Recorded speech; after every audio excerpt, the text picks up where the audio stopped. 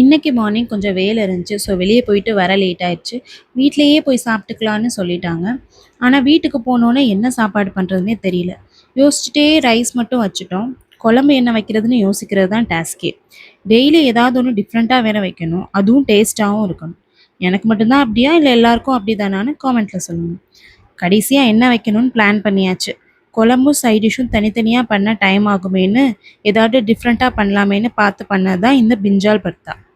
எங்கள் வீட்டில் பிரிஞ்சால் யூஸ் பண்ணியிருக்கேன். நீங்கள் டொமேட்டோ, கார்லிக் ஏன் எக்கில் கூட இந்த பர்த்தா டிஷ் பண்ணலாம். முக்கியமாக ஸ்பைசி லவர்ஸ் இருந்தீங்கன்னா இது மஸ்ட்டு ட்ரைங்க.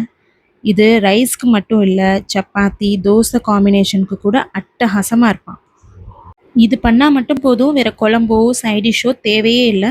சுட சுட ரைஸை போட்டு மிக்ஸ் பண்ணி சாப்பிட்டு பாருங்கள், செம்மையாக இருக்கும்.